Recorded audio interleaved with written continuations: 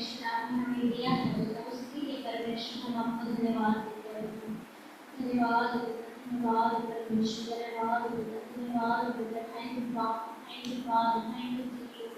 धन्यवाद धन्यवाद धन्यवाद धन्यवाद धन्यवाद धन्यवाद। थैंक यू फादर, तेरी महिमा तेरी प्रशंसा देते हैं पिता। धन्यवाद देते हैं पिता, धन्यवाद देते हैं परमेश्वर, धन्यवाद देते हैं पिता। पिता आज के आराधना में पिता वर्ड में परमेश्वर की प्रार्थना में परमेश्वर पिता आपके लहू आए परमेश्वर पिता, हमारा मनुष्य को ऊपर आपका लहू आए पिता, यीशु के नाम में हमारे ऊपर आपका लहू आए पिता। पिता हम अपने आप को पिता पिता उस मनुष्य को सबों को परमेश्वर जो आने वाले हैं जो आएंगे सबों को परमेश्वर आपके हाथ में सौंपते हैं पिता। पिता हमारा तन से हमारे हृदय से पिता तुझे आराधना कर पाए परमेश्वर, बस अनुग्रह कीजिए पिता, हम पूरा बल से पिता तुझे आराधना करें पिता।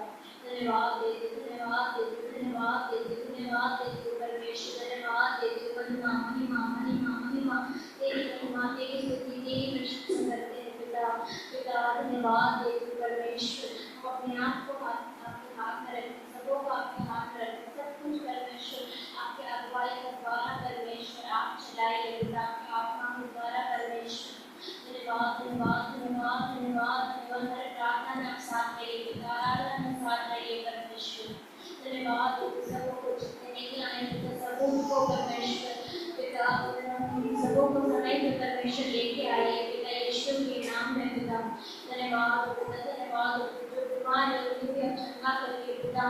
पिता इस स्थान पे परमेश्वर लेके आइए पिता। धन्यवाद धन्यवाद धन्यवाद पिता। थैंक यू फादर, इस स्थान से परमेश्वर, इस आत्मा से परमेश्वर हम आपको धन्यवाद देते हैं, इस दृश्य से परमेश्वर हम आपको धन्यवाद देते हैं, महिमा बलि चढ़ाते हैं परमेश्वर। धन्यवाद धन्यवाद धन्यवाद तेरी महिमा तेरी प्रशंसा तेरी महिमा तेरी प्रशंसा हो पिता। पिता हमारे ऊपर आपका लहू आए पिता, इस क्रांति का ऊपर इस महिमा को ऊपर आपका लहू आए पिता, यीशु के नाम में पिता। कहीं लोग पिता इस जगह से पिता इस स्थान पे आए पिता, तेरे भवन में आए परमेश्वर। धन्यवाद देते पिता, धन्यवाद देते पिता। यीशु मसीह का नाम आपका लहू इस महिमा पे आए पिता, आपका छुटकारा इस स्थान पे आए पिता, यीशु के नाम में पिता। आपका राज्य रिवाइवल परमेश्वर इस स्थान पे आए पिता, यीशु के नाम में। हमारे अंदर आपका रिवाइवल आए पिता, महिमा में आपका रिवाइवल आए यीशु के नाम में। धन्यवाद पिता, धन्यवाद परमेश्वर, धन्यवाद पिता, धन्यवाद पिता। छुटकारा मिले पिता यीशु के नाम में, छुटकारा मिले यीशु के नाम में। धन्यवाद पिता, धन्यवाद परमेश्वर, धन्यवाद परमेश्वर, धन्यवाद पिता, धन्यवाद परमेश्वर, धन्यवाद पिता। धन्यवाद देते परमेश्वर, धन्यवाद पिता, धन्यवाद परमेश्वर, धन्यवाद पिता। इस स्थान पे कार्य कीजिए पिता, अद्भुत कार्य पिता, छुटकारा पिता, चमत्कार परमेश्वर स्थान पे कीजिए यीशु के नाम में पिता। तो कार्य स्थान पे हो, आपका महिमा को यहाँ लोग देखे यीशु के नाम में। धन्यवाद पिता, धन्यवाद परमेश्वर, धन्यवाद पिता, धन्यवाद परमेश्वर। थैंक यू फादर, आप यहाँ उपस्थित होइए पिता। धन्यवाद देते पिता, हम विश्वास करते हैं पिता, आपका वचन का अनुसार जहाँ एक दो लोग आपके नाम में जुड़े रहने से आप वहाँ पे हो परमेश्वर, आप यहाँ पे हो पिता। उसे हम महसूस करें परमेश्वर, इस स्थान पे गरिमा में पिता लोग तुझे महसूस करें पिता, यीशु के नाम में। तू जिंदा खुदा बने करके इस स्थान से लोगों को पता चले पिता, तू महान खुदा है, तू छुटकारा देने वाला, तू जीवन देने वाला खुदा है करके यहाँ से परमेश्वर, यहाँ पर जो रोशनी है वो इस स्थान पे पिता प्रकाश हो यीशु के नाम में। धन्यवाद पिता, धन्यवाद परमेश्वर, धन्यवाद पिता, धन्यवाद पिता, धन्यवाद परमेश्वर। तेरा प्रकाश यहाँ से पिता चमकी पिता, ये रोशनी इस रात में पिता पहले यीशु के नाम में पिता, जिस जगह पे पिता हम यहाँ पे हैं पिता, इस जगह से रोशनी पिता पहले पिता यीशु के नाम में पिता। वैसे कार्य परमेश्वर तू हमारे मनुष्य में कर पिता, जो लोग आ रहे पिता उनका जीवन में ऐसा कार्य कर पिता, मजबूती बना पिता उन्हें परमेश्वर। उन लोगों के पर जो करवा तूने हमें दिया है उनके द्वारा कहीं लोग तुझे जान पाए पिता यीशु के नाम में। धन्यवाद पिता, धन्यवाद परमेश्वर, धन्यवाद पिता, धन्यवाद परमेश्वर। थैंक यू फादर, धन्यवाद परमेश्वर, धन्यवाद पिता, धन्यवाद का कार्य, आपको छुटकारा का कार्य इस स्थान पे हो बेटा। धन्यवाद देते, धन्यवाद देते, धन्यवाद देते परमेश्वर। Thank you father. हम विश्वास करते पिता, आपने हमारे इस प्रार्थना को सुना है पिता। पिता पिता हम प्रार्थना अपनी इस प्रार्थना को सुना है करके हम विश्वास करते हैं पिता, और जवाब दे दिया करके हम विश्वास करते हैं। जो एक मन आपको प्रार्थना के उसे सुन के अपने जवाब दे दिया, वो विश्वास करते हुए धन्यवाद देते हुए पिता ये प्रार्थना यीशु मसीह का नाम में मांगते हैं।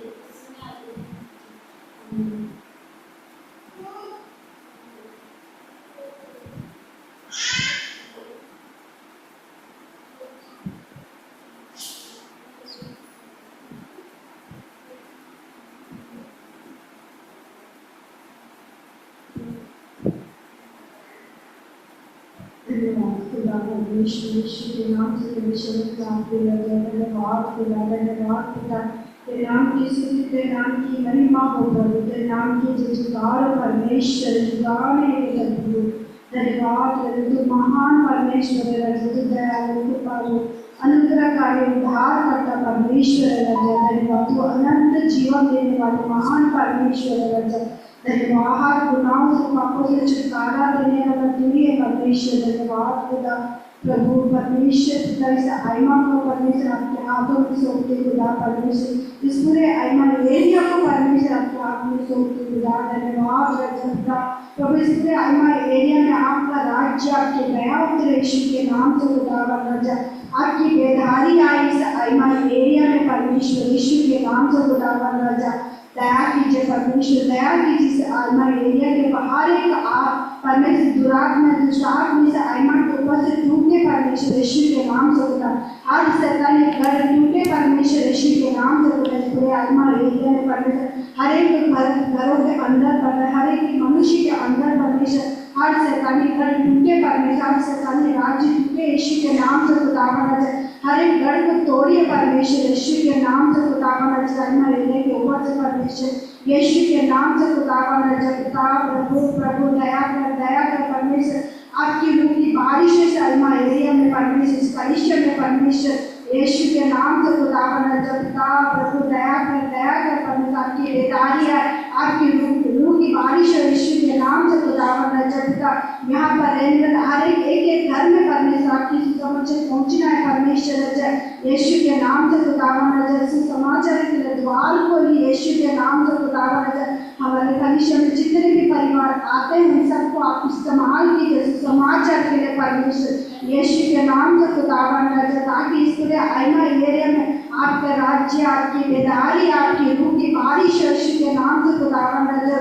प्रभु इस कलिसिया में नए परिवार आने के लिए द्वार खोलिए परमेश्वर यीशु के नाम से खुदा। इस कलिसिया में परमेश्वर अद्भुत चमत्कारों परमेश्वर रूह की बारिश इस कलिसिया के अंदर परमेश्वर यीशु के नाम से खुदा बना। दया कीजिए, नए परिवार आने के लिए दया कीजिए, उनके लिए मार्ग को दया कीजिए प्रभु। द्वार को यीशु के नाम से खुदा बना। धन्यवाद तेरे नाम की स्तुति महिमा जयकार परमेश्वर यीशु के नाम से खुदा।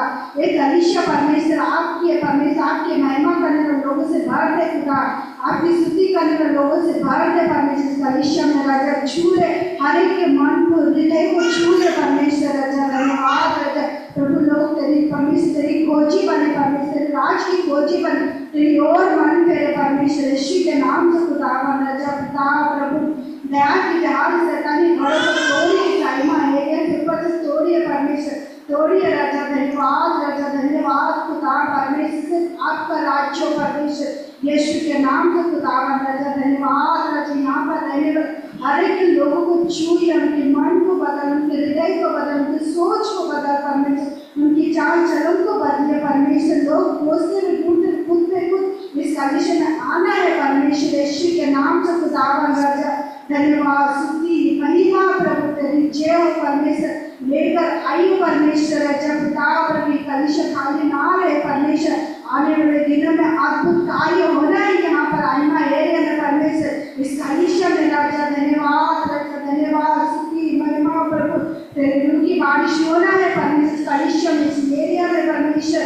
प्रभु प्रभु दया कर छू ले परमेश्वर, हर एक को छू ले परमेश्वर राजा यीशु के नाम से खुदा राजा। तेरी बेदारी आए, तेरी बेदारी आना है परमेश्वर प्रभु साइना एरिया में इस कंडीशन में परमेश्वर तेरी बेदारी आए परमेश्वर यीशु के नाम से खुदावन राजा धन्यवाद धन्यवाद धन्यवाद तेरी स्तुति तेरी जय हो प्रभु तेरी जय हो पिता परमेश्वर प्रभु हम सब एक मन एक चित होकर परमेश्वर हम प्रार्थना करते दुआ करते इस एरिया के लिए परमेश्वर यहाँ के लोगों के लिए परमेश्वर छू ले प्रभु प्रभु आप हमारे प्रार्थना को सुने उत्तर दो परमेश्वर धन्यवाद धन्यवाद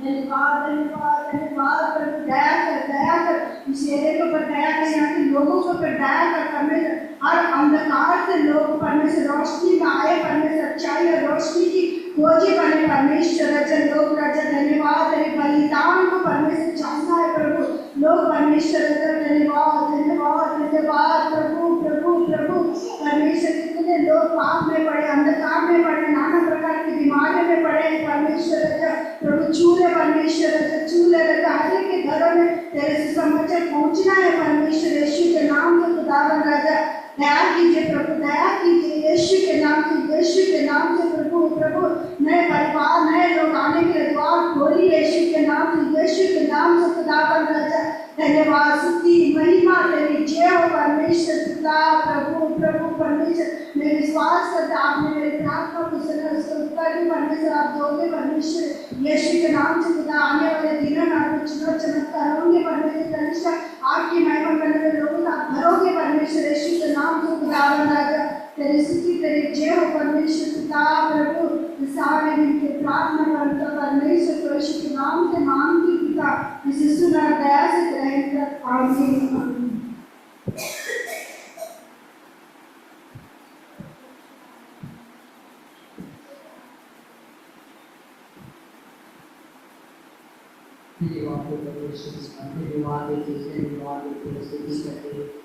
महिमा करते हुए तेरे नाम को जन्म कहते हुए परमेश्वर तेरे उस परमेश्वर का तेरे चरणों तरह आते हैं परमेश्वर हम अपने आप को दीन करते हुए प्रभु तुझे समर्पित करते हैं परमेश्वर तेरे शरीर प्राण आत्मा तेरे हाथों में सौंपते हैं परमेश्वर प्रभु तूने हमें बनाया है प्रभु ये दिन तूने दिए है आज का ये विश्रांति दिवस परमेश्वर आज का ये संवाद भी परमेश्वर तेरी दया से तेरे प्रेम से परमेश्वर हमें मिला है प्रभु प्रभु हम इसके लिए तुझे धन्यवाद देते हैं परमेश्वर खुदा बाप तूने हमें दुनिया से अलग किया है परमेश्वर हमें बुलाया हमें चुना प्रभु तेरे संतान होने का अधिकार दिया प्रभु इस धन्यता के लिए प्रभु तुझे धन्य कहते हैं परमेश्वर प्रभु प्रभु तूने हमें उस अंधकार के वश से छुड़ाकर तेरे प्रिय पुत्र के राज्य में प्रवेश कराया प्रभु तूने प्रभु ये सौभाग्य तुझे हमें दिया परमेश्वर तुझे धन्यवाद तुझे धन्यवाद देते हैं परमेश्वर पिता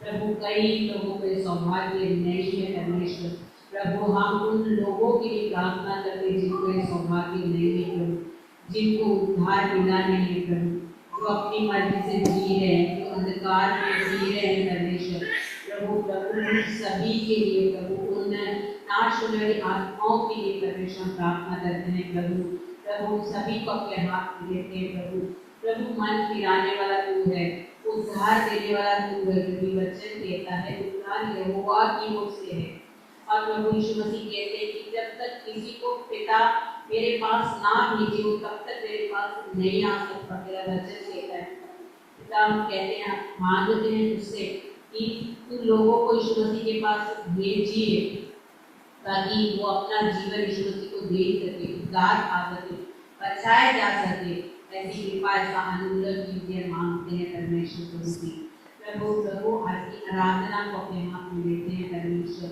वचन को अपने हाथ में लेते हैं प्रभु जी पवित्र आत्मा हम आपको आमंत्रित करते हैं यहाँ पर आप आके आप कार्य कीजिए क्योंकि परमेश्वर का वचन लिखा हुआ है कि जहाँ दो या दो से अधिक व्यक्ति तेरे नाम से इकट्ठे होते हैं वहाँ तो उनके बीच में होता है यहाँ प्रभु 2, 3, 4 जन प्रभु अधिक है प्रभु जी मदद कीजिए आपकी उपस्थिति को आने दीजिए आज की आराधना को परमेश्वर अब अपनी आत्मा के द्वारा चलाइए यीशु के नाम से गीतों में आपकी महिमा होए आराधना में आपकी महिमा होए वचनों के द्वारा आपकी महिमा होने पाए होने दीजिए आज आप ही की महिमा हमारे द्वारा हो सके प्रभु अनुग्रह कीजिए परमेश्वर अनुग्रह कीजिए दया कीजिए हम अपने संपूर्ण मन से, बल से, शक्ति से, प्राण से, आत्मा से परमेश्वर हम प्रभु तेरे तेरे प्रभु जी अद्भुत कामों का परमेश्वर उस गीतों के द्वारा वर्णन कर सके प्रभु तेरे नाम को धन्य कह सके, हम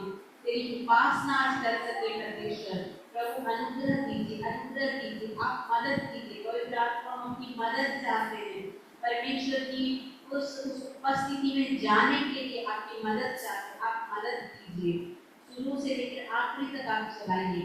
वचन के द्वारा हमसे बातें कीजिए।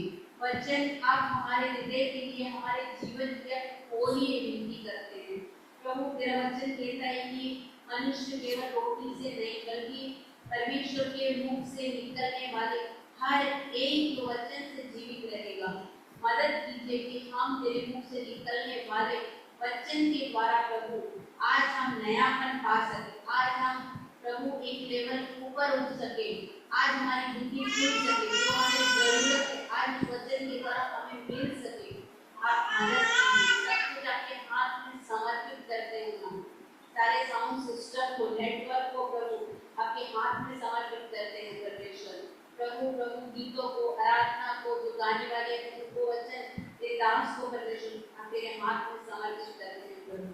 आप ही कार्य कीजिए, आप ही कार्य कीजिए, प्रार्थना करते हैं। आपके उपस्थिति से भरिए यीशु के नाम में प्रभु मदद कीजिए, विनती करते हैं परमेश्वर। हम धन्यवाद देते कि आपने हमारी प्रार्थना को सुना है परमेश्वर। थैंक यू कहते हैं परमेश्वर। महिमा आदर देते हुए धन्यवाद के साथ हम अपनी विनतियों को, प्रार्थनाओं को यीशु मसीह के सामर्थ्य और जीवन देने वाले नाम से मांग कर सुनिए और दया से स्वीकार कीजिए। आमीन।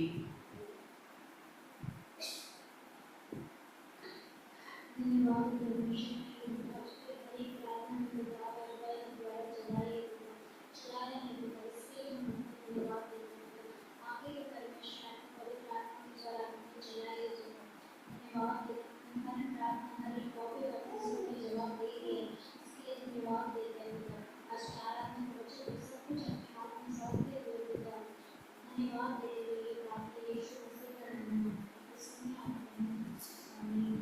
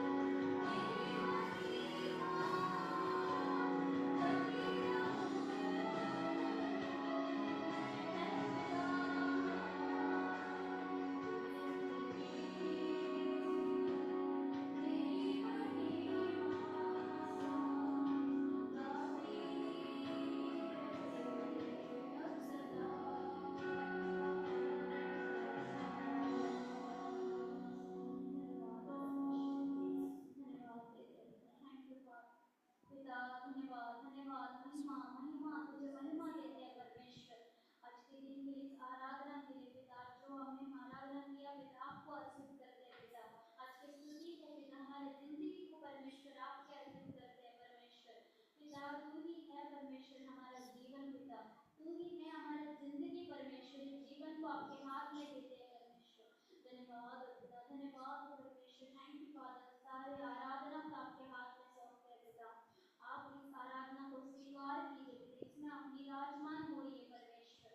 धन्यवाद परमेश्वर, धन्यवाद पिता। आपको ये आराधना सौंपते हुए पिता, धन्यवाद के साथ धन्यवाद चढ़ाते हुए पिता, ये प्रार्थना यीशु के नाम में मांगते हैं। आमीन।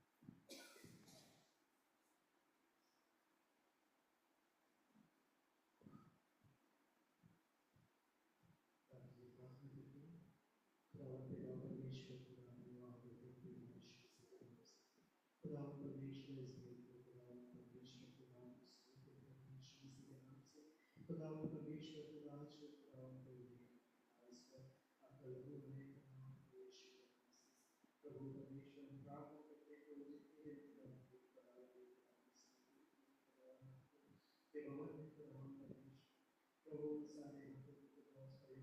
बेटा अर्पण लाया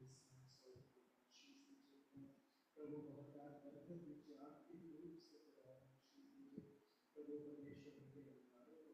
जो भी है तूने दिया करता हूँ तेरा शुक्रिया।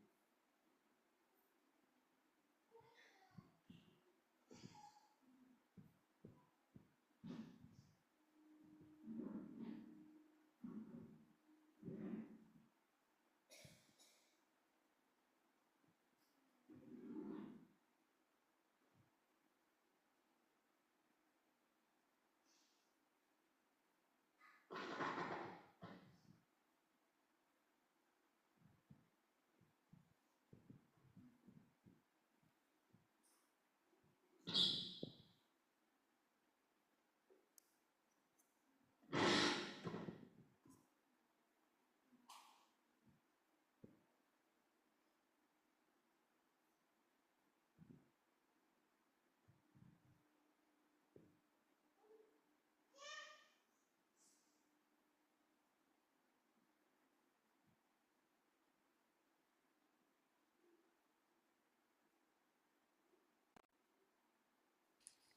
जय मसीह की आप सबको। मैं आशा करता हूँ आप सब अच्छे हैं। आइए हम एक छोटा सा दुआ कर लेते हैं। परमेश्वर मैं धन्यवाद देना चाहता हूँ आज के दिन। परमेश्वर आज हम सबों से बातें कीजिए परमेश्वर। आज हमें नई चीज़ें सिखाइए परमेश्वर। और आज हमें परमेश्वर बताइए कि आपके करीब और कैसे आना है प्रभु। धन्यवाद पिता। आपका पवित्र आत्मा का अगुवाई हो। और मैं प्रार्थना करता हूँ कि आपका लहू हम सबों के ऊपर परमेश्वर प्रोक्षित हो परमेश्वर आज, और हमारे मनों और हृदयों को परमेश्वर आज अब हुई है। धन्यवाद पिता, यीशु के नाम से मांगते हैं, सुनिए, ग्रहण कीजिए, आमीन। बहुत सालों से मेरे मन में एक चीज़ था जो मैं आज से करना चाहूँगा। मैं पूरे बाइबल का अध्ययन करना चाहता हूँ, स्टडी द होल बाइबल, और बाइबल के एक एक अध्याय को लेकर मैं समझाना चाहता हूँ। तो ये थोड़ा लंबा होगा, लेकिन मैं आशा करता हूँ कि आप लोग बहुत कुछ सीख पाएंगे। आज हम लोग उत्पत्ति के पुस्तक को लेकर हम लोग शुरू करेंगे। तो हर सप्ताह हम लोग एक अध्याय को पूरा करेंगे हम, ठीक है? तो एक अध्याय को पूरा और उसको समझेंगे उस अध्याय में क्या है, क्योंकि वैसा पढ़ने से बाइबल को पढ़ने से आपको बाइबल तो समझ में आएगा, परमेश्वर का योजना आपके जीवन के ऊपर समझ में आएगा, और आपको बहुत कुछ सीख पाओगे आप, ठीक है? तो आइए हम इस वचन में जाते हैं, और आज हम शुरू करेंगे उत्पत्ति ग्रंथ का पहला अध्याय, जेनेसिस फर्स्ट चैप्टर से हम लोग स्टार्ट करते हैं। उत्पत्ति ग्रंथ का पहला अध्याय का पहला वचन। आदि में परमेश्वर ने आकाश और पृथ्वी की सृष्टि की। ये जो पहला वचन हमने जो देखा, कुछ भी चीज बनने से पहले, समय के शुरुआत होने से पहले, बाइबल हमें एक सच्चाई बता रहा है कि परमेश्वर ने जब पृथ्वी को पुनर्निर्माण करने के लिए कोशिश किया, या पुनर्निर्माण करने का शुरुआत किया, मैं बोलूंगा कोशिश नहीं, शुरुआत किया, तो भूमि जो था वो आकार में नहीं था, निराकार था। यहीं से एक चीज हमको पता चलता है कि जो अंधकार में, जो निराकार है, उस परिस्थिति के ऊपर में पवित्र आत्मा मंडरा रहा था। इससे हमें क्या पता चलता है कि हमारा जीवन सही होने का जरूरत नहीं है परमेश्वर को पुनर्निर्माण या काम करने के लिए। हमारा जीवन एकदम परफेक्ट होना चाहिए, हम में कोई कमी घटी नहीं होना चाहिए परमेश्वर को हमारे जीवन को इस्तेमाल करने के लिए।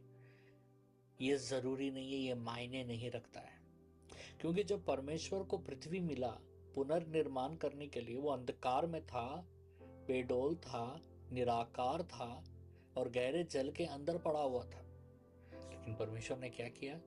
उसी परिस्थिति को लेकर परमेश्वर ने उस पृथ्वी को पुनर्निर्माण खूबसूरत बनाने का प्रयास किया। आपको जब परमेश्वर पकड़ता है, आपको जब परमेश्वर थामता है, उस समय में आप किसी भी परिस्थिति में हो सकते हो, आप निराकार हो सकते हैं, आप अंधकार में पड़े हुए हो सकते हो, आप सही नहीं हो सकते हो, लेकिन परमेश्वर सामर्थ्य योग्य है कि आपका उस परिस्थिति को पुनर्निर्माण करने के लिए परमेश्वर उस परिस्थिति को इस्तेमाल करेगा। तो आपको सोचने की जरूरत नहीं।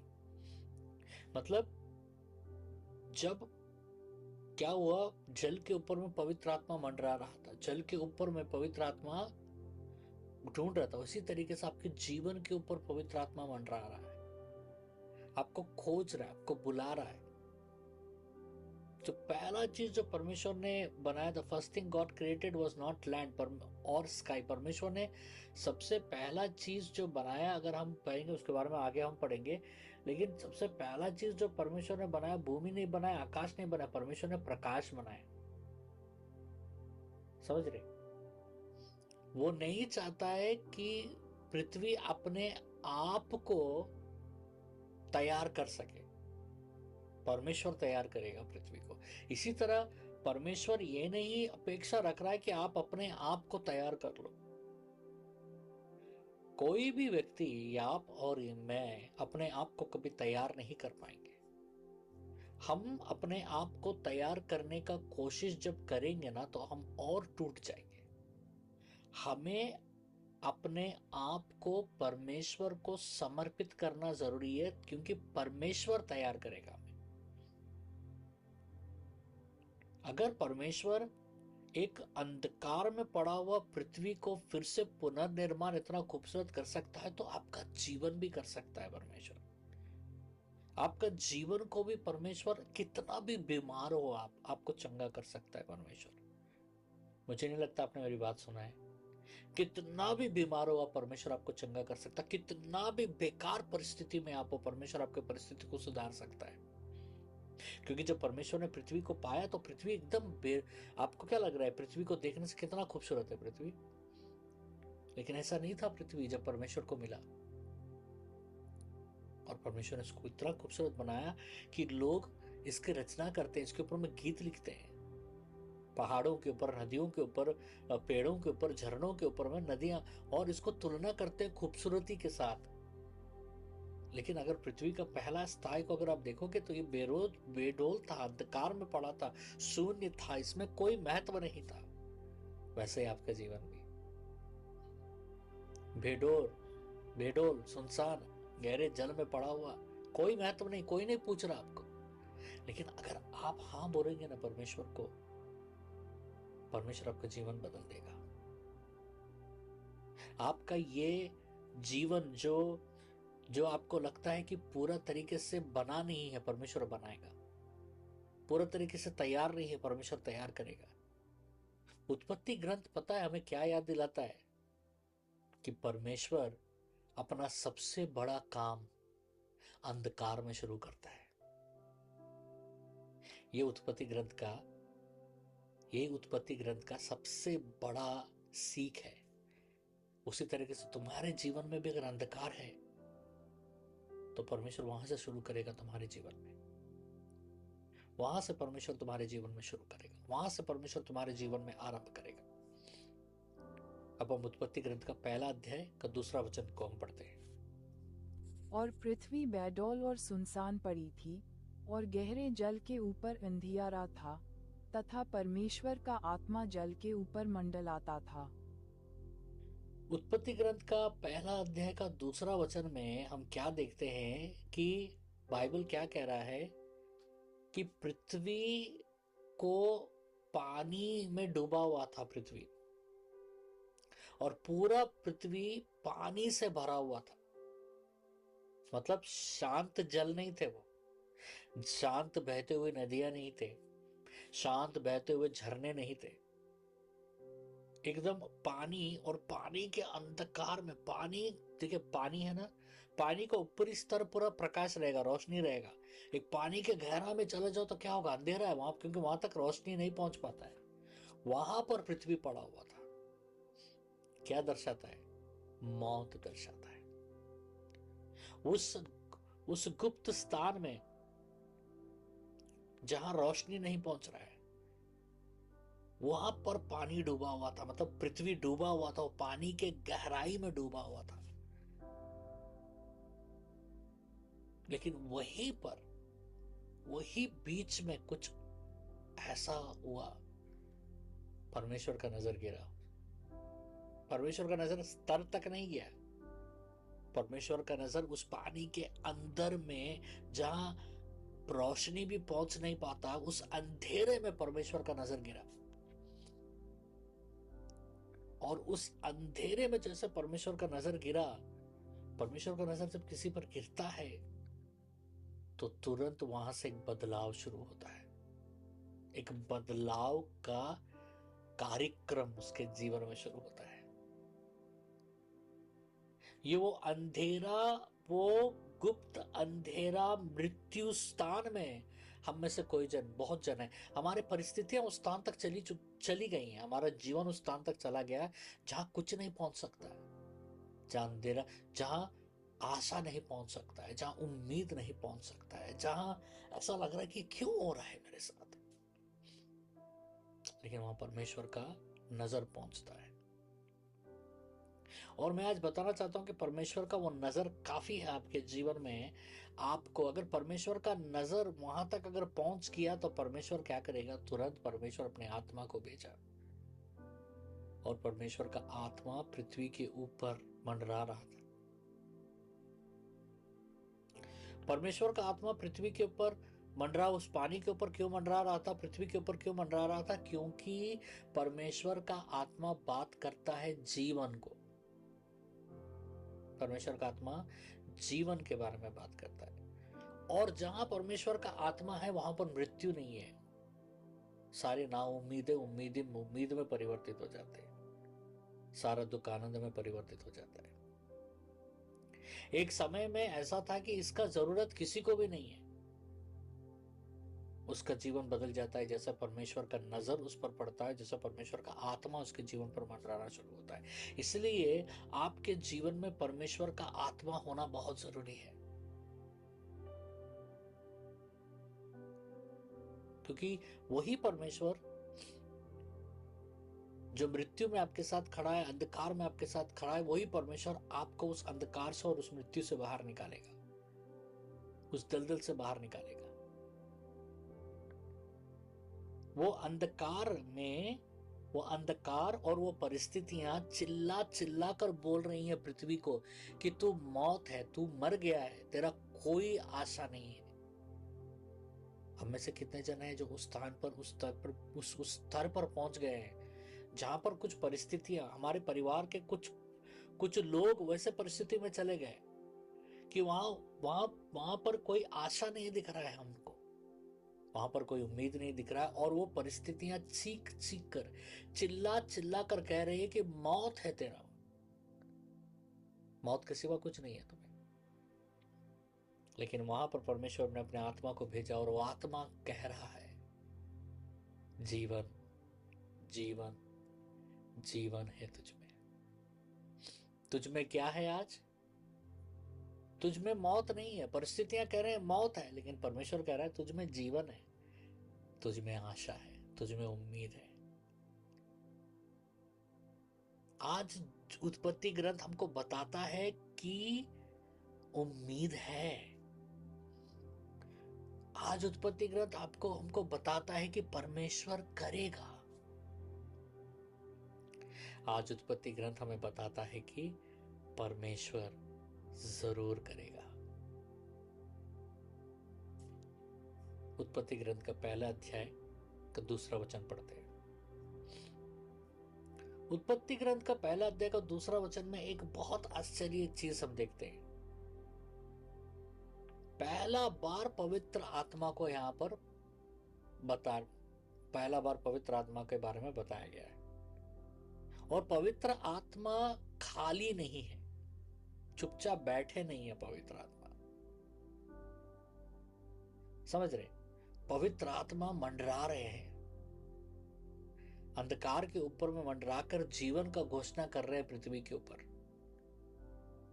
जहां पर पानी मौत को दर्शाता है, न्याय को दर्शाता है बाइबल में, और वहीं पर आत्मा जीवन को दर्शाता है। हिब्रू में पवित्र आत्मा को रूहा कहा गया है। इसका मतलब श्वास या आत्मा। अगर भजन संहिता 104 के 30 में अगर आप देखेंगे, फिर तू अपनी ओर से सांस भेजता है और वे सिरजे जाते हैं और तू धरती को नया कर देता है। वो ही श्वास जीवन है, वो साधारण श्वास नहीं है। रोमियो का 8 के 2 में भी अगर हम पढ़ते हैं तो उसको हमें पता चलता है कि वही जीवन का आत्मा है। क्यों? क्योंकि जब परमेश्वर कोई चीज शुरू करना चाहते हैं ना, तो पहला चीज परमेश्वर करते हैं, उनकी आत्मा को भेजते हैं। कलीसिया का निर्माण नए नियम में प्रेरितों का कार्य में आप पढ़ोगे, कलीसिया का निर्माण करने के लिए परमेश्वर ने क्या किया? अपने आत्मा को भेजा। पवित्र आत्मा उतरा और वो अन्य भाषाओं में बातें करने लगे। 3000 लोगों ने अपना जीवन प्रभु यीशु मसीह को दिया। जब उसी तरीके से परमेश्वर अगर आपके जीवन में कुछ करना चाहता है तो परमेश्वर पवित्र आत्मा को भेजेगा। पवित्र आत्मा हमको बताते हैं कि जीवन का आशा है। पहले हमेशा पवित्र आत्मा आते हैं निर्माण के समय।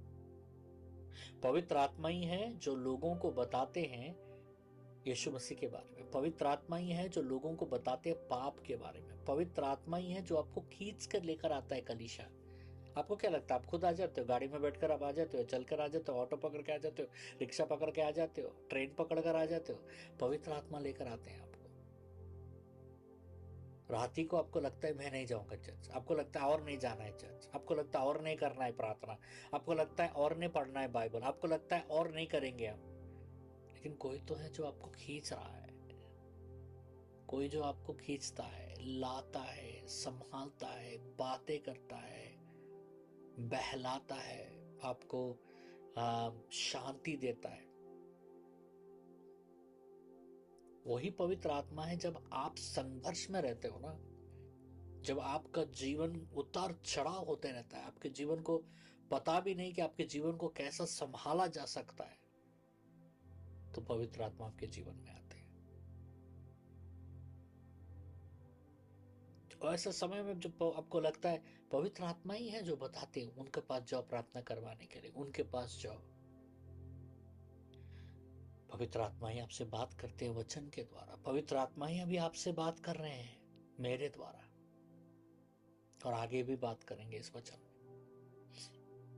अगर आप इस ताई तक बैठकर आप सुन रहे हो, आप बैठकर सुन रहे हो, अगर आप लिख भी रहे हो, तो ये पवित्र आत्मा ही है जो आपको चला रहा है। क्योंकि पवित्र आत्मा रुकता नहीं है, रुकते नहीं है, वो चलते रहते हैं और चलाते रहते हैं। The spirit moves.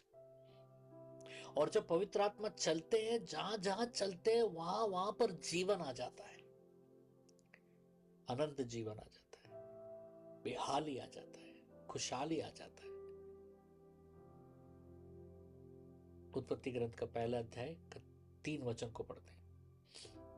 तब परमेश्वर ने कहा, उजियाला हो, तो उजियाला हो गया।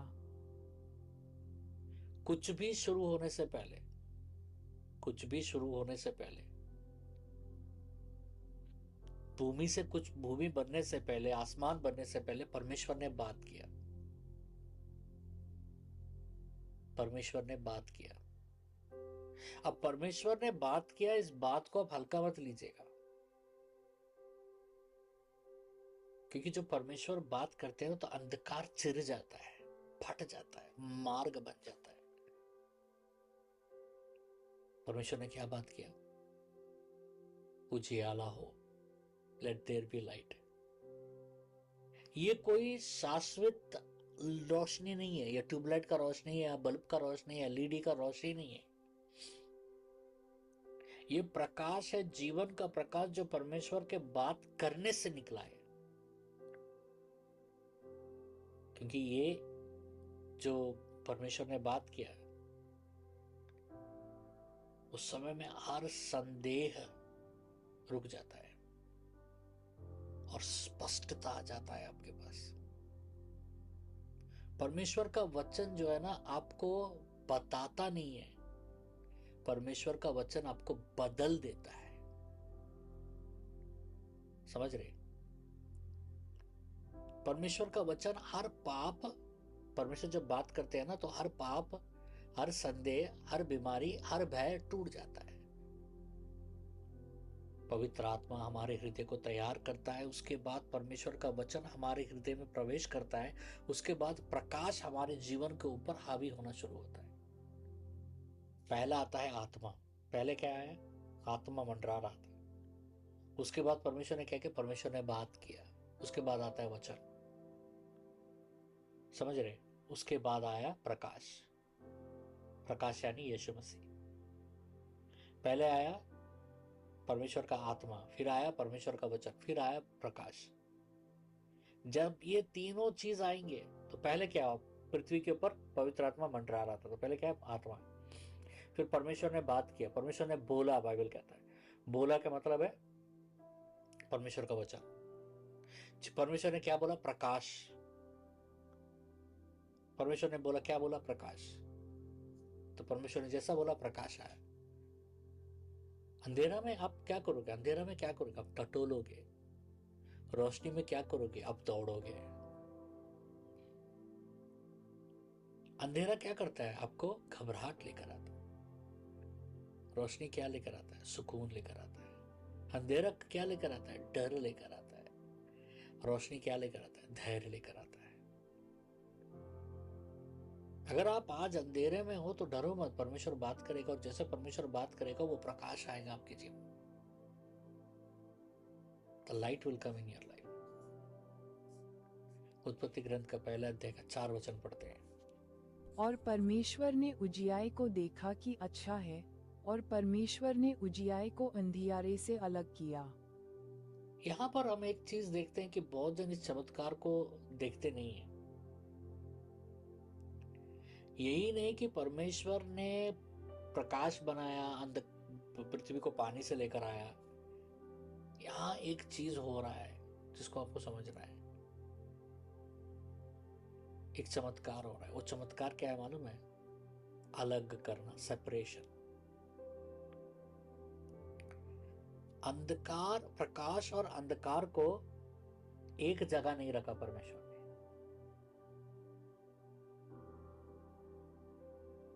उसको अलग किया परमेश्वर ने। उसी तरह से हमारे आत्मिक जीवन में भी परमेश्वर बहुत चीज अलग करते हुए आएंगे। बहुत चीजों से, बहुत लोगों से और बहुत परिस्थितियों से परमेश्वर आपको अलग करते हुए, चलाते हुए आएंगे। जब परमेश्वर आपके जीवन में अलग कर रहे हैं तो इसका मतलब ये नहीं है कि आपको दंड दे रहा है परमेश्वर। समझ रहे? परमेश्वर आपको दंड दे रहे हैं ये नहीं है। जिस तरीके से परमेश्वर जब आपके जीवन में चीजों को, लोगों को, परिस्थितियों को अलग करते रहेंगे ना, तो इसका मतलब सोच लीजिएगा कि परमेश्वर आपके जीवन में एक स्थान पर आपको ला रहे हैं जहां पर आपका जरूरत बहुत है परमेश्वर को। क्योंकि परमेश्वर जब अलग करना शुरू करते हैं तो उस समय हमको अच्छा नहीं लगेगा, हमको कभी कभी डर भी लगेगा।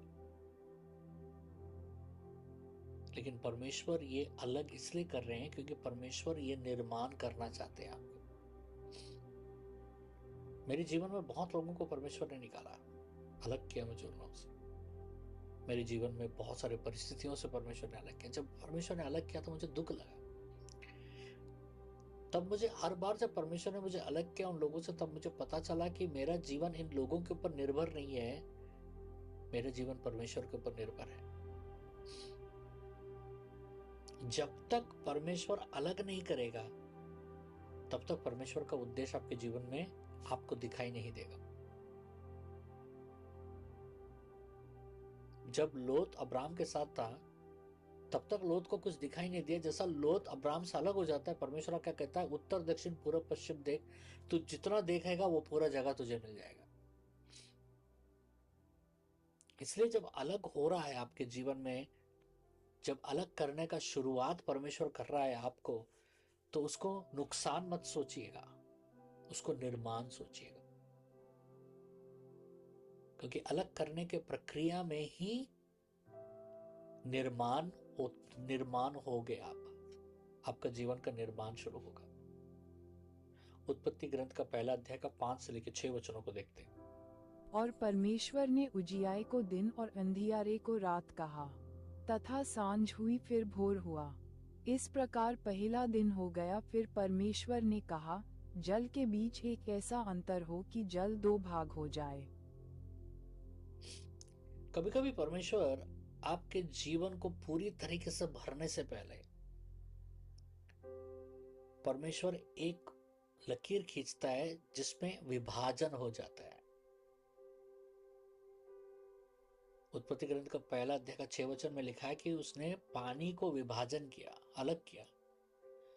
एक पानी के हिस्सा को उसने आसमान बनाया और एक पानी के हिस्सा को जमीन के नीचे रख के नदियां, समुद्र, ये सारी चीजें बनाई। क्यों? क्योंकि स्वर्ग और पृथ्वी एक साथ बह नहीं सकता है। स्वर्ग और पृथ्वी एक साथ बह नहीं सकता तब तक उनके बीच में वो अलग करने वाला क्रूस ना आ जाए। समझ रहे? स्वर्ग और पृथ्वी को मिलाता है क्रूस, स्वर्गीय चीजों को और पृथ्वी। हम कौन से, हम पृथ्वी से बने हैं, हम पृथ्वी चीज हैं। हमें अगर स्वर्ग का चीज को पाना है तो वो माध्यम है, वो लकीर क्या है? क्रूस है वो। क्योंकि हम स्वर्ग के चीजों को पाने के लिए हम क्रूस के माध्यम से ही पा सकते हैं। क्रूस यानी यीशु मसीह का मृत्यु और विजय, पुनरुत्थान। परमेश्वर आपको ऊंचा उठाना चाहते हैं, एलिवेट करना चाहते हैं। परमेश्वर आपको ऊंचे स्थान से, कहां से बुला रहा है? परमेश्वर आपको स्वर्ग से बुला रहा है। आप कहां पर हो? पृथ्वी में हो। तो पृथ्वी से स्वर्ग तक कैसे पहुंच पाओगे? तो वो रास्ता को कैसे तय कर पाओगे? तो बगैर क्रूस के तुम उस रास्ता को तय नहीं कर पाओगे। बगैर मसीह के तुम उस रास्ता को तय नहीं कर पाओगे। तुम देखिए, स्वर्ग भी पानी है, पृथ्वी में भी पानी है, लेकिन दोनों के बीच में अंतर है, स्तर है। दोनों के बीच में हम हैं, एक खाली जगह है। हमारा पहचान ये नहीं होना चाहिए कि हम पृथ्वी के हैं, हालांकि हम मिट्टी से बने हैं, लेकिन हमारा पहचान होना चाहिए कि हम स्वर्ग के हैं। क्योंकि हम तभी युद्ध जीत पाएंगे, तभी हम हर युद्ध जीत पाएंगे जब हम पृथ्वी तर्क से सोचेंगे तो नहीं जीत पाएंगे। हम कोई युद्ध जीत नहीं पाएंगे पृथ्वी के स्थाई से अगर हम सोचेंगे, तो हमको स्वर्ग के स्थाई से सोचना पड़ेगा। और स्वर्ग के स्थाई तक पहुंचने के लिए हमें सहारा लेना पड़ेगा मसीह का। हम स्वर्गीय चीजों को कैसे देख सकेंगे? मसीह के द्वारा। हम स्वर्गीय चीजों का अनुभव कैसे कर पाएंगे? मसीह के द्वारा। हम स्वर्गीय स्थानों में प्रवेश कैसे कर पाएंगे? मसीह के द्वारा। हम स्वर्गीय चीजों का अनुभव कैसे कर पाएंगे? मसीह के द्वारा। इसीलिए हमें मसीह का हमारे जीवन में भरपूर होना बहुत जरूरी है। उत्पत्ति ग्रंथ का पहला अध्याय 7 से लेकर 8 वचनों को हम पढ़ते हैं।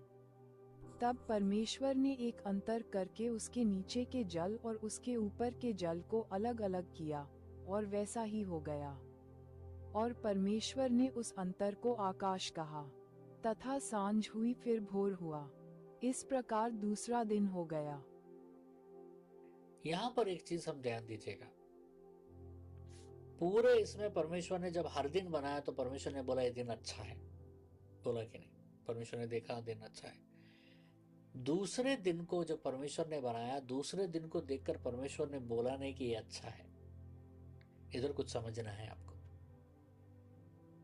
क्योंकि जब परमेश्वर ने पानी को 2 विभाग में विभाजन किया, ऊपर वाला विभाग है आसमान स्वर्ग, नीचे वाला विभाग है बाकी नदियां झरना जो भी है। ये जो ऊपर वाला विभाग है जिसमें हवा, एयर जिसको कहते हैं इंग्लिश में एयर, हवा, यहां पर कौन रहता है मालूम है? दुष्ट आत्मा है। दुष्ट आत्मा है। एफिशियन का 2 अध्याय का 2 वचन में अगर हम देखेंगे, the Prince of the power of air, मतलब हवा का राजकुमार, जो हवाओं के ऊपर में प्रभुता करता है, वो कौन है? दुष्ट आत्मा है, शैतान। और ये जो पानी है, मैं आपको कुछ बताना चाहता हूं, ये पृथ्वी पानी में गया कैसा? अंधेरा में। क्योंकि इससे पहले ये पृथ्वी देवदूतों के लिए बनाया गया था, जिसमें हम अभी रहते हैं। उसको प्री एडमाइटिक टाइम के बारे में बात कर रहा हूं, मतलब आदाम का पहले। लेकिन इसमें से देवदूत रहते थे, उसमें से प्रधान देवदूत था शैतान, और उसने बगावत किया परमेश्वर से। परमेश्वर के स्थान पर जाने का प्रयास किया और परमेश्वर ने उसे लात मारकर उसको फेंक दिया वहां से। और जैसा परमेश्वर ने उसको लात मारकर फेंका तो उसके साथ 2/3 देवदूत भी उसके साथ आ गए। और ये सारे कहां पर गिरे? ये पानी के अंदर गिरे। ये दुष्ट आत्मा कहां रहते हैं मालूम है? हवा में और पानी में रहते हैं। खतरनाक दुष्ट आत्माएं पानी के अंदर में, गहराई के अंदर में, इसको मेरीन स्पिरिट्स कहा जाता है। तो पानी के अंदर और वहां आसमान में रहते हैं। तो परमेश्वर ने पृथ्वी को लात मारकर अंधेरे में फेंक दिया। फिर अभी परमेश्वर उसको पुनर्निर्माण किए, पानी को अलग किए, लेकिन इन पानी में कौन रहता है? दुष्ट आत्मा रहती है। इसलिए परमेश्वर ने जब पानी को विभाजन किया तो परमेश्वर ने उसको दूसरे दिन किया। ये वाला काम कब किया? दूसरे दिन। एक पानी के एक स्तर ऊपर गया, पानी का एक स्तर नीचे गया। पानी का ऊपर वाला स्तर आसमान और स्वर्ग हुआ। स्वर्ग मतलब वो नहीं जहां परमेश्वर रहते हैं, ठीक है? स्वर्ग 3 है, 3 स्वर्ग है, ठीक है? और नीचे जो पानी है वो पानी, नदियां, समुद्र, जहां पर दुष्ट आत्माएं रहती हैं। तो परमेश्वर ने देखा और परमेश्वर ने अच्छा है नहीं बोला। अगर परमेश्वर अच्छा है बोल देते, क्योंकि ये तो दुष्ट है, दुष्ट को तो कभी परमेश्वर अच्छा है करके नहीं बोलेंगे। दुष्टता को परमेश्वर कभी प्रभावित नहीं करेंगे, प्रोत्साहन नहीं करेंगे। परमेश्वर दूसरे दिन को अच्छा बोला नहीं, लेकिन इसका मतलब ये नहीं कि परमेश्वर निर्माण करना परमेश्वर ने छोड़ दिया। परमेश्वर तीसरा दिन, चौथा दिन परमेश्वर निर्माण करते रहे। परमेश्वर के बारे में एक चीज मैं बताना चाहता हूं कि परमेश्वर निर्माण करता है। आपके जीवन में बहुत सारी चीजें अच्छे नहीं होंगे, लेकिन परमेश्वर निर्माण करते रहेगा आपके जीवन को। कब तक? जब तक सब चीज अच्छा नहीं होगा परमेश्वर की दृष्टि में। उत्पत्ति ग्रंथ का 1 अध्याय का 9 वचन देखते हैं। फिर परमेश्वर ने कहा, आकाश के नीचे का जल एक स्थान में इकट्ठा हो जाए और सूखी भूमि दिखाई दे, और वैसा ही हो गया। तो तीसरे दिन कुछ बड़ा हुआ। हम अभी तीसरे दिन में, something powerful happened. Land rose from beneath the waters. पानी क्या है? मैंने आपको पहले भी बताया। पानी में कौन है? दुष्ट आत्मा है। पानी मतलब अंधेरा, पानी मतलब मौत। याद रखिएगा इसको। अब जब भी नोट्स लिखो तो ऐसा लिख लो, पानी इज इक्वल टू मौत, उसमें दुष्ट आत्मा है, ये सब लिखिए। इज इक्वल टू करके लिखिए, डैश करके लिखिए, तब आपको समझ में। अगला बार जब आप नोट्स देखोगे वापस तो आपको समझ में आएगा कि पानी मतलब क्या है। पानी मतलब मृत्यु। अब ये पानी के अंदर से कुछ निकल रहा है। क्या निकल रहा है? पृथ्वी निकल रहा है। पृथ्वी जीवन को दर्शाता है। जमीन, उस पानी के अंदर से जमीन निकल रहा है। जमीन जीवन को दर्शाता है।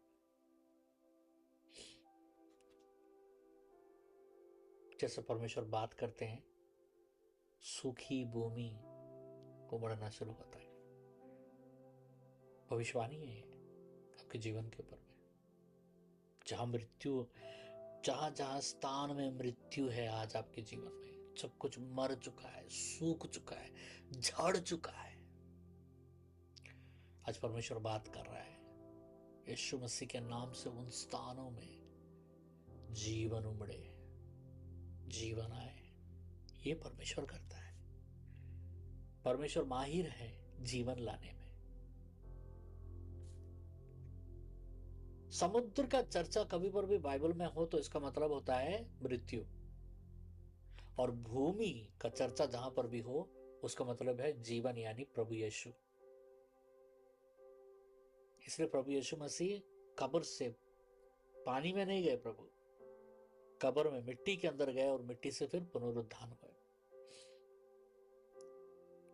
1 कोरिन्थियन 15:4 में हम पढ़ते हैं। इस समय में जहां पानी है चारों तरफ, पानी को परमेश्वर ने अलग किया, ठीक है, हमने पढ़ा। अब इस पानी को भी परमेश्वर अलग कर रहा है। इस पानी जो मृत्यु है इसको अलग कर उसमें से सूखी भूमि को ला रहा है परमेश्वर, जहां पर उम्मीद नहीं है, जहां पर कोई की आशा नहीं है। एक पिता यीशु के पास जाता है और कहता है, मेरी बेटी मर चुकी है, लेकिन अगर तू आए तो मेरी बेटी जिंदा हो जाएगा। वो है जीवन का स्रोत, वो है जीवन का स्रोत। ये जो जमीन है, ये जमीन के अंदर से क्या निकल रहे हैं? जमीन के अंदर से पेड़, प्रजातियां, जीवन, जानवर, इसी मिट्टी से परमेश्वर ने इंसान को भी बनाया। पानी के अंदर हाथ रखकर मिट्टी से नहीं, सूखी हुई मिट्टी से परमेश्वर ने। इसी तरीके से हमारे आत्मिक जीवन में भी कभी कभी हमको लगता है कि सब कुछ समाप्त हो गया है, ये समाप्त होने वाला है। आपको लगता है कि मैं चारों तरफ से पानी से घिरा हुआ हूं, सूखी भूमि कहीं नजर नहीं आ रहा है। इसका मतलब है तुम्हारा पुनरुत्थान का समय आ रहा है। परमेश्वर प्रकट होगा तुम्हारे जीवन में, मसीह प्रकट होंगे तुम्हारे जीवन में, और उस पानी से तुम्हारे जीवन में एक सूखी भूमि को उमड़ेंगे, जीवन को लेकर आएंगे। और ये सिर्फ और सिर्फ मात्र परमेश्वर ही कर सकते हैं।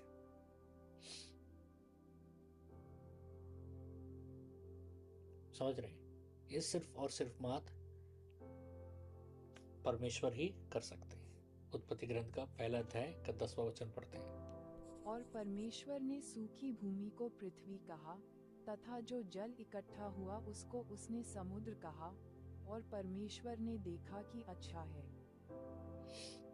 शुरुआत से अगर हम देखा जाए, परमेश्वर ने सिर्फ सृष्टि नहीं किया,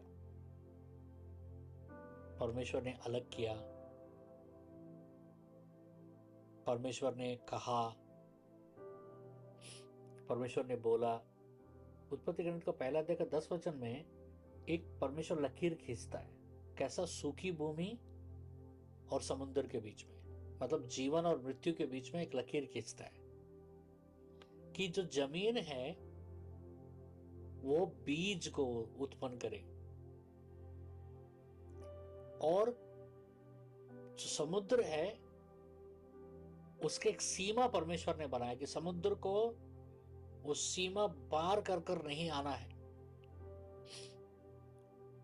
अगर आप परमेश्वर में रहोगे ना, तो परमेश्वर मौत को एक सीमा बना के रख देता है, अंधकार ताकतों को एक सीमा लांद के रख देता है। बोलता है, हे अंधकार, हे मौत, तुम ये सीमा पार कर कर मेरे संतान के जीवन में प्रवेश नहीं करोगे।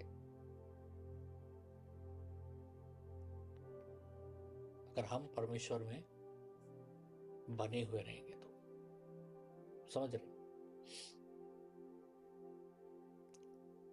परमेश्वर प्रभु यीशु मसीह, इब्रू का 2:14 के अनुसार अगर हम देखेंगे, परमेश्वर प्रभु यीशु मसीह सिर्फ मृतकों में से नहीं जिए, परमेश्वर ने मौत को पछाड़ दिया।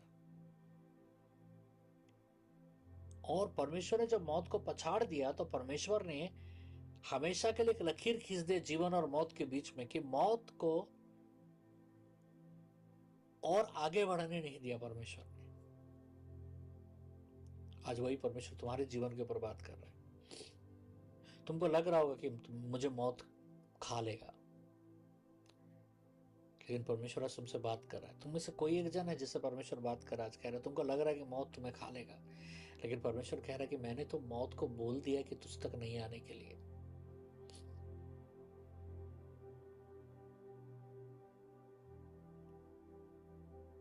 हाँ, कभी कभी समुद्र उमड़ेगा, लेकिन आप डरिएगा मत,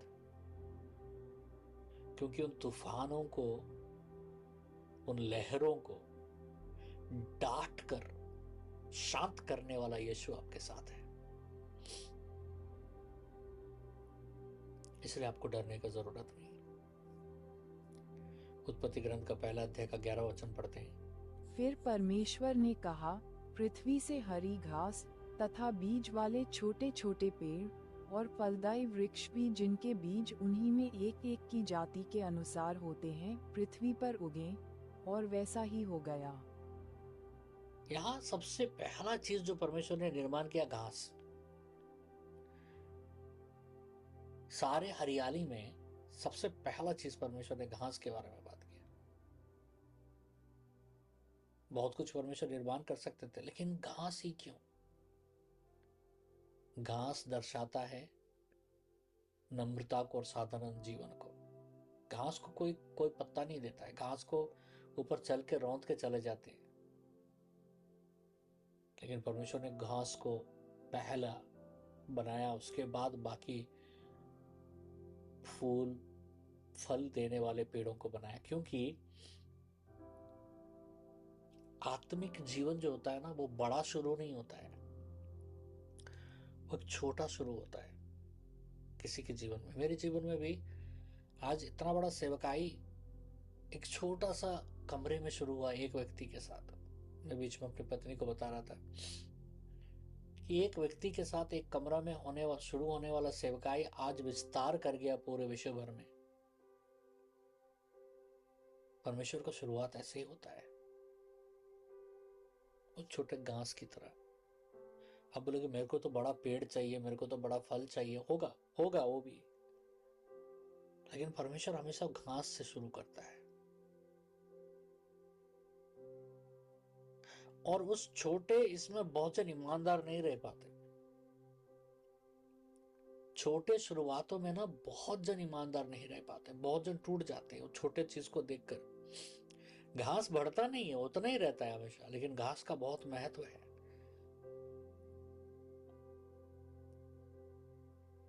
कभी कभी हमारे जीवन के जो शुरुआती दिन होते हैं ना, वो घास की तरह होते हैं,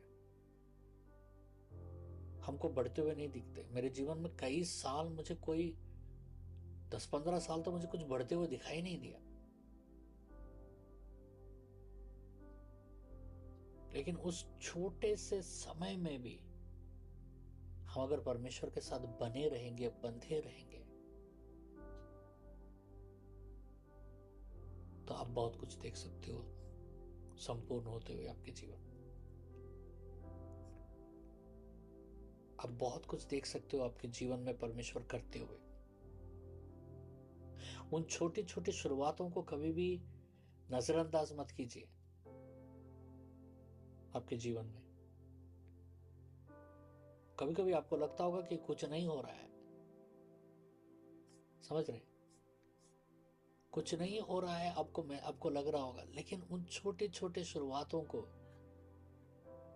कभी पर भी आप नजरअंदाज मत कीजिए, क्योंकि वही छोटा सा चीज आपको बहुत आशीष लेकर आएगा।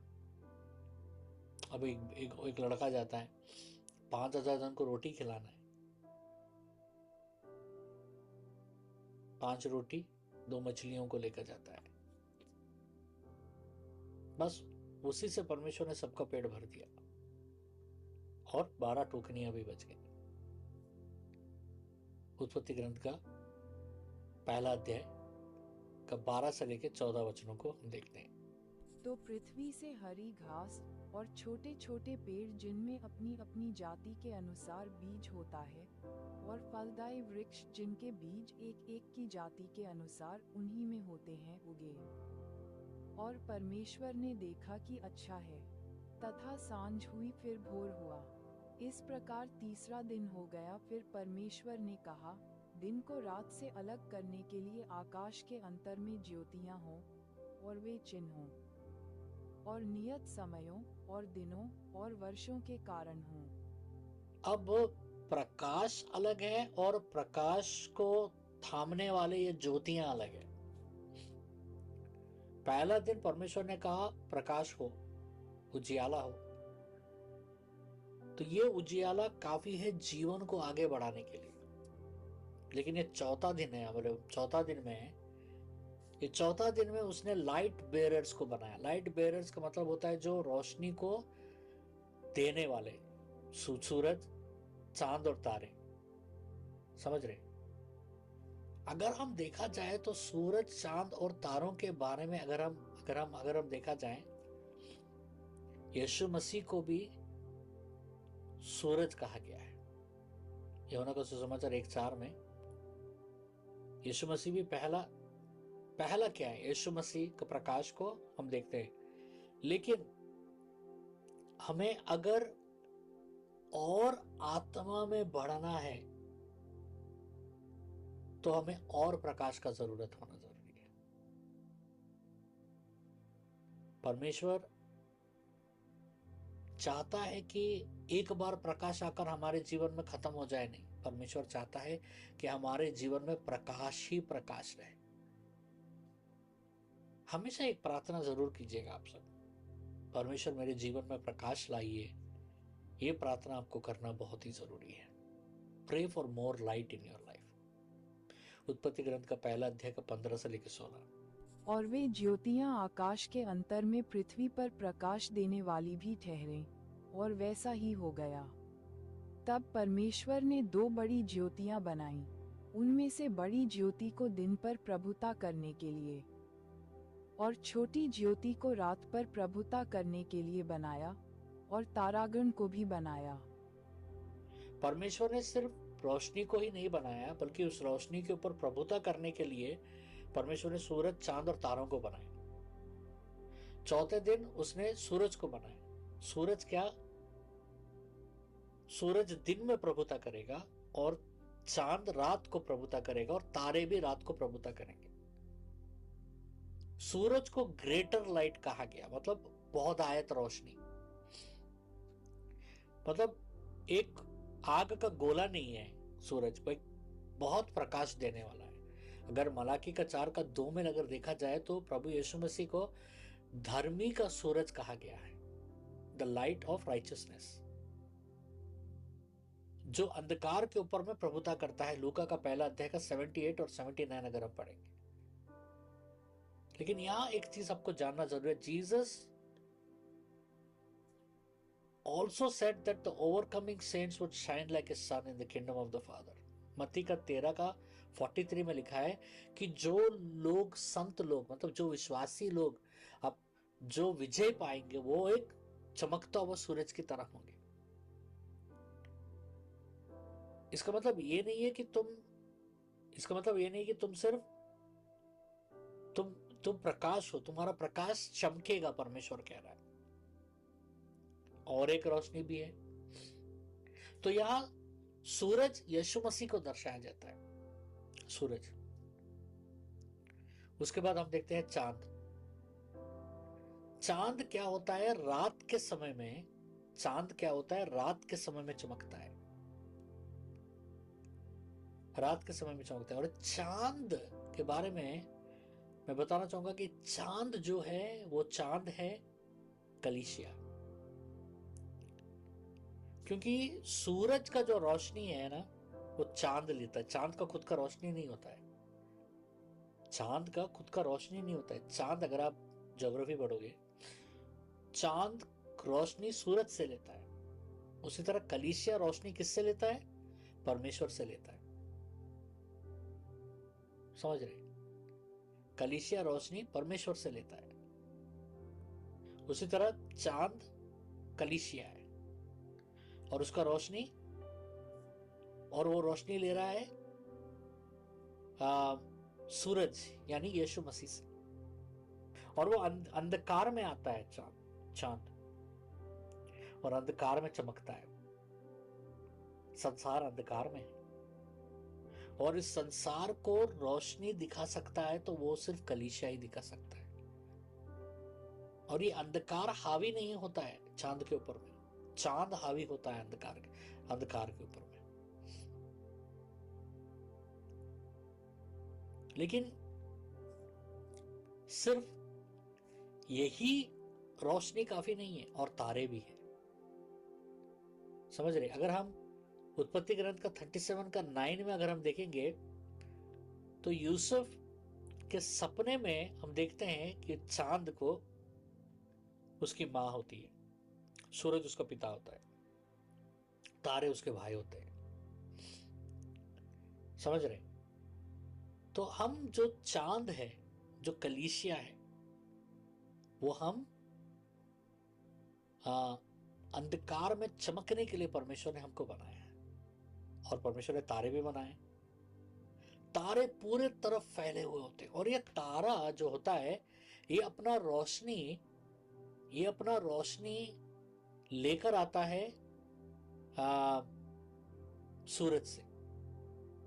ये तारे का ये जो तारे हैं, इनका खुद का रोशनी नहीं होता है, ये सूरज की ओर से लेकर आते हैं। और ये विश्वासी, विजयवंत होने वाले विश्वासियों को दर्शाता है। हमारा विजय कहां से आता है? हमारा विजय आता है परमेश्वर के द्वारा। हम खुद अपने आप को विजय में चला नहीं सकते, हम खुद अपने आप को विजय नहीं कर सकते, क्योंकि परमेश्वर कहता है कि युद्ध तुम्हारा नहीं है, मेरा है।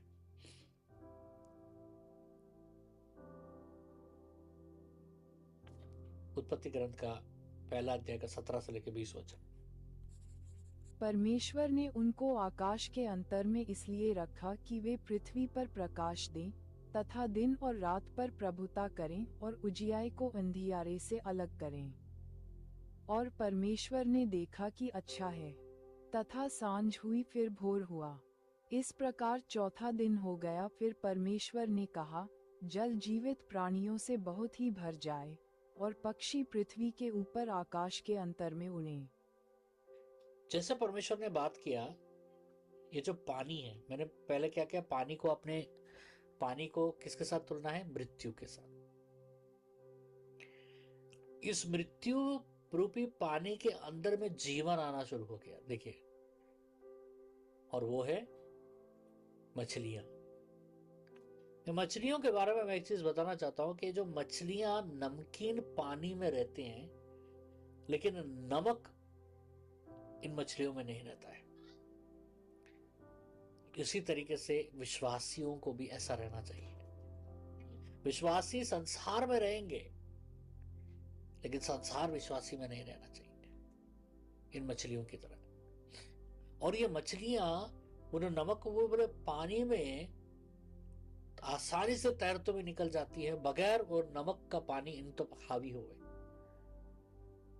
इस संसार में हम विश्वासियों को ऐसे ही रहना चाहिए कि हम इस संसार में हम तैरते हुए निकल जाए, लेकिन इस संसार का कोई भी प्रभाव हमारे ऊपर नहीं आना चाहिए। जिस दिन ये आ जाएगा, वो मछली मर जाएगा, समाप्त हो जाएगा। समुद्र जो होता है वो हमेशा संसार को दर्शाता है, मृत्यु को दर्शाता है। इसीलिए नए नियम में जब हम देखें, प्रकाशन में अगर हम पढ़ेंगे तो समुद्र नहीं रहेगा, और क्योंकि परमेश्वर और मृत्यु नहीं रखेगा। परमेश्वर मृत्यु के ऊपर परमेश्वर विजय पाया हुआ होगा, क्योंकि प्रभु यीशु मसीह मृत्यु के ऊपर विजय पा लिए होंगे।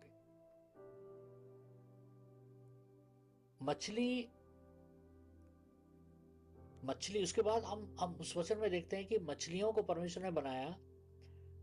उसके बाद आकाश में उड़ती हुई पक्षियों को परमेश्वर ने बनाया। ये next level of divine life. पहला है मछलियां जो पानी में तैर रही हैं, दूसरा जो हवा में उड़ रही हैं पक्षियां। परमेश्वर सिर्फ पानी के अंदर से जीवन को ही नहीं बुलाया, लेकिन परमेश्वर पक्षियों को भी बनाया परमेश्वर, ताकि वो आसमान में, स्वर्ग में वो उड़े। ये होता है दूसरा स्थाई। जब एक व्यक्ति, एक विश्वासी संसार में वो तैरना सीख जाए, तो परमेश्वर उसे आसमान में उड़ना भी सिखाएंगे। समझ रहे? परमेश्वर उसे आसमान में उड़ना भी सिखाएंगे। लेकिन उसके लिए पहले उस विश्वासी को, बहुत सारे विश्वासी वो पहला स्थाई को पूरा नहीं कर पाते। पहला स्थाई है कि समुद्र में, उस अंधकार में तैरना, लेकिन वो अंधकार तुम्हारे ऊपर हावी ना होना। बहुत जन बेचारे अपने शरीर को काबू नहीं कर पाते, अपने आत्मिक जीवन को काबू नहीं कर पाते और वो उस अंधेरे में डूब जाते हैं। लेकिन वो लोग विश्वासी जो उस पहले स्थाई को, क्योंकि उसी दिन ही परमेश्वर ने मछलियां भी बनाई, उसी दिन ही परमेश्वर ने आकाश के पक्षियों को भी बनाया। जब एक विश्वासी उस स्थाई को पार करते हुए निकलता है तो वो दूसरा स्थाई में प्रवेश करता है, वो उड़ने वाला, स्वर्ग में उड़ने वाला स्थाई में प्रवेश करता है। ये एक एक स्थाई को पूरा करते हुए हमें आगे बढ़ना है। This is like going into that one phase two that another phase.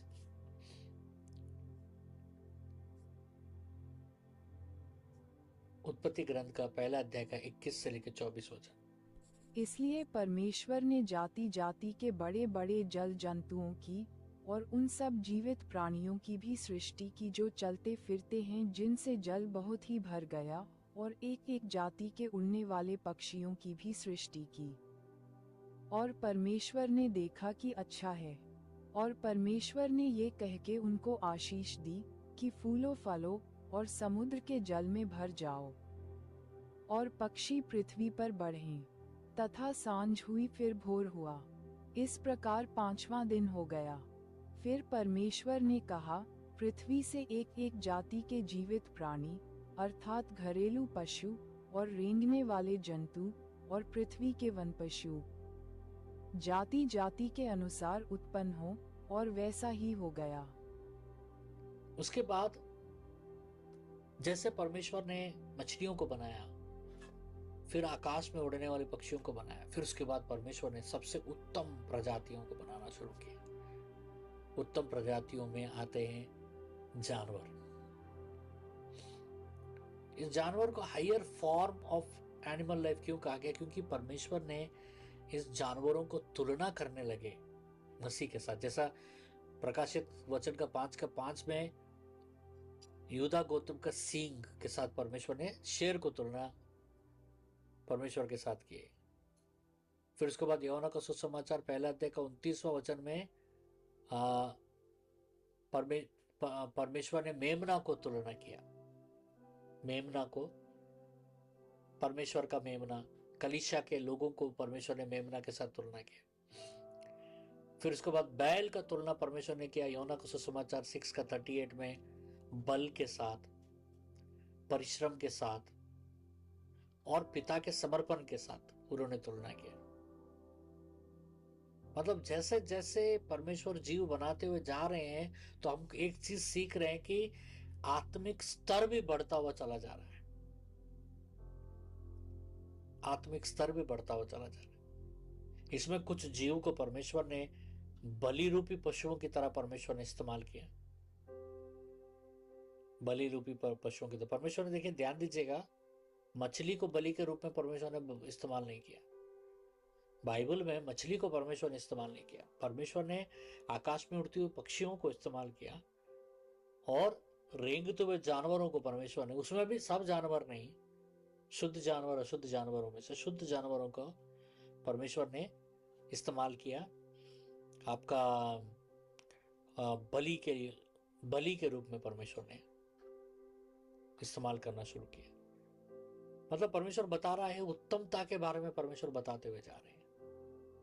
क्योंकि ये उत्तमता क्या है? हमारा जो आत्मिक जीवन है, पहले मछली की तरह रेंगना है। मतलब संसार के चीजों को फांगते हुए हम बाहर निकलना है। उसके बाद परमेश्वर दूसरा स्तर देंगे, जो स्वर्गीय चीजों को समझने के लिए, सुनने के लिए, अनुभव करने वाला वो स्तर देंगे, आकाश के पक्षियां। फिर जानवर, उनमें से जो है धैर्य, साहस, समर्पण और बलिदान का सादृश्य है। मतलब 3 स्तर है, याद रखिए। पहला स्तर मछलियों का स्तर, संसार में आप तैर रहे हो लेकिन संसार आपके अंदर आने नहीं दे रहे हो। अगर वो स्तर हो गया तो परमेश्वर आपसे पक्षियों का स्तर, यानी आप स्वर्ग में उड़ रहे हो, स्वर्गीय चीजों को आप अनुभव कर रहे हो, स्वर्गीय चीजों को आप समझ रहे हो, स्वर्ग के साथ आपका आपका बहुत करीब संबंध हो गया। उसके बाद आ गया आपका, जब वो स्तर खत्म होता है तो तीसरा स्तर आता है समर्पण का स्तर, धैर्य का स्तर, बलिदान का स्तर। मतलब जानवर बलिदान के स्तर को परमेश्वर बता रहा है। उत्पत्ति ग्रंथ का पहला अध्याय का 25 से लेकर 26। सो परमेश्वर ने पृथ्वी के जाति जाति के वन पशुओं को और जाति जाति के घरेलू पशुओं को और जाति जाति के भूमि पर सब रेंगने वाले जंतुओं को बनाया, और परमेश्वर ने देखा कि अच्छा है। फिर परमेश्वर ने कहा, हम मनुष्य को अपने स्वरूप के अनुसार अपनी समानता में बनाएं, और वे समुद्र की मछलियों और आकाश के पक्षियों और घरेलू पशुओं और सारी पृथ्वी पर और सब रेंगने वाले जंतुओं पर जो पृथ्वी पर रेंगते हैं अधिकार रखें। परमेश्वर सिर्फ जानवर मछलियां ऐसे बना के परमेश्वर चुप नहीं रह गए। सबसे श्रेष्ठ चीज परमेश्वर ने बनाया इंसान। यहां हिब्रू में इंसान को आदम कहा गया है, या जिसको मिट्टी से निकाला गया। आदम का मतलब वो है। और इसको परमेश्वर ने किसका रूप दिया है? अपना रूप दिया है। परमेश्वर ने वो रूप कोई जानवर को परमेश्वर ने नहीं दिया। परमेश्वर ने आदम को बनाया, उसके बाद परमेश्वर ने ऐसे छोड़ दिया। क्योंकि रोमियो का 5:14 कहता है कि आदम मसीह का प्रतिनिधित्व करता है। समझ रहे? मतलब परमेश्वर ने उसका बेटा कैसा दिखेगा वो पहले ही बनाया उसने। फिर उसके बाद परमेश्वर ने उसे मिट्टी के द्वारा बनाया। परमेश्वर ने मिट्टी एक वही चीज है जिसको मैंने बताया जीवन है। वो जीवन कहां से आया? मृत्यु से आया। वो जीवन कहां से? अंधकार से आया। मतलब परमेश्वर क्या बताना चाहते हैं? क्योंकि मैं मृत्यु से, अंधकार से, मृत्यु से जीवन को बना सकने वाला परमेश्वर, ये बता रहे हैं परमेश्वर। I am the God who can create life from death and darkness. परमेश्वर ने आदम और परमेश्वर ने कहा चलो हम मनुष्य को बनाए, let us make man in our image.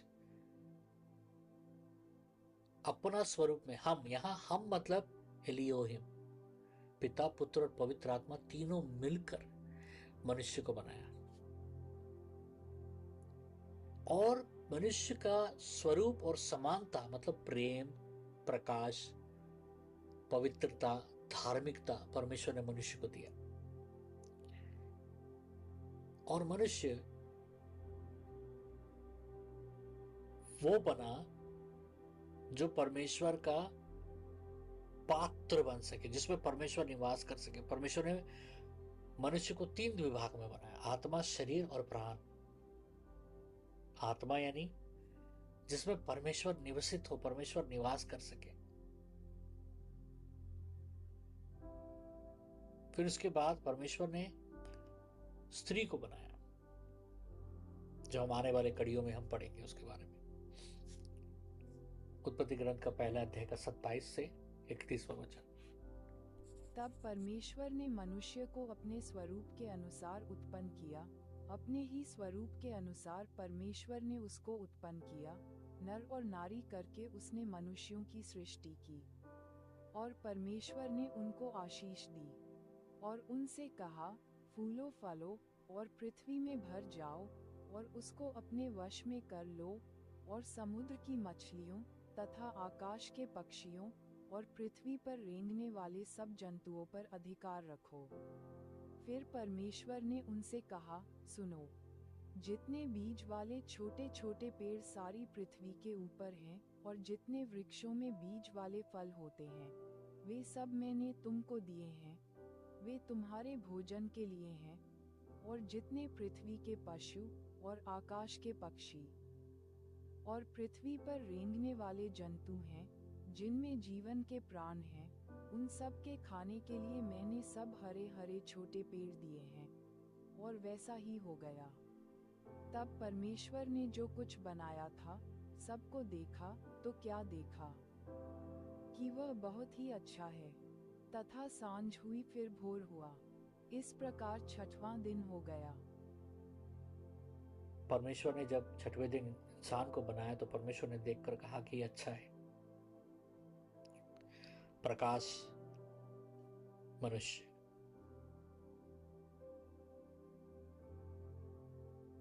परमेश्वर ने अपनी पूरी सृष्टि को देखा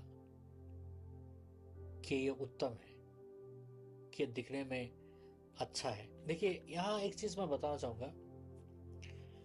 पहला दिन परमेश्वर ने बनाया, बोला अच्छा है। दूसरा दिन परमेश्वर ने विभाजन किया, बोला अच्छा नहीं है। तीसरा दिन परमेश्वर ने बनाया, बोला अच्छा है। चौथा दिन परमेश्वर ने बोला अच्छा है। पांचवा दिन परमेश्वर ने बोला अच्छा है। लेकिन छठवां दिन परमेश्वर ने क्या बोला मालूम है? बहुत अच्छा है। छठवां दिन क्या बना? मनुष्य बना। जब परमेश्वर ने आदम और हव्वा को बनाया अपना स्वरूप और समानता में, और उनके अंदर में श्वास फूका, अपना श्वास, और वो प्राण बने, वो प्राण जब आया उनको, परमेश्वर ने देखा और कहा बहुत अच्छा है। अच्छा नहीं, बहुत अच्छा है। मतलब परमेश्वर की दृष्टि में हम बहुत अच्छे हैं। हम साधारण नहीं है। हम हमको लग सकता है कि कभी कभी, अरे हम कौन हैं, हम तो कुछ भी नहीं है। इन परमेश्वर की दृष्टि में हम बहुत अच्छे, तुम बहुत अच्छे हो। अपने पर हाथ रखो, कहो मैं बहुत अच्छा हूं। परमेश्वर की दृष्टि से मैं बहुत अच्छा हूं। और परमेश्वर ने अपना सृष्टि को 6 दिन में परमेश्वर ने समाप्त किया। आज मैं आपसे ये बताना चाहूंगा, यह है उत्पत्ति ग्रंथ का पहला अध्याय। आज मैं आपको ये बताना चाहूंगा कि अंधकार, निराकार, निर्जल, मृत परिस्थिति से अगर कोई निकाल सकता है तो वो है परमेश्वर। सबसे पहले मैं एक छोटा सा प्रार्थना करना चाहूंगा। परमेश्वर, मैं धन्यवाद देना चाहता हूं आज के दिन की, आपका जो वचन के द्वारा आज आपने हमसे बात किया। परमेश्वर, मैं धन्यवाद देना चाहता हूं और मैं प्रार्थना कर रहा हूं कि परमेश्वर, आपने हमारे जीवन में वो सारे अंधकार, निर्जल, जहां अंधकार, जहां पर कोई आशा ही नहीं है, वहां से परमेश्वर ने, आपने हमारे जीवन में एक आशा और एक उम्मीद को परमेश्वर ने जगाया।